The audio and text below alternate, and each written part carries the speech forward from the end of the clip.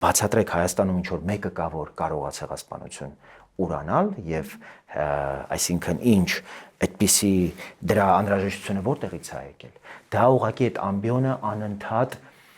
թշնամու կերպար ձևավորելու,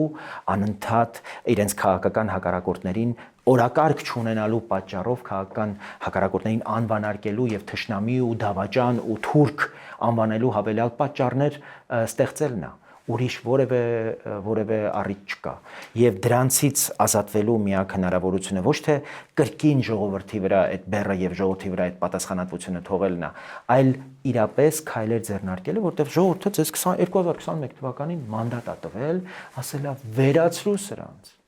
Դու էլ խոստացել ես այդ մուրճով։ Հիմա այդ մուրճը ոչ թե պետք է հիշացնել վերջապես, այդ մուրճը պիտի դառնա գործ։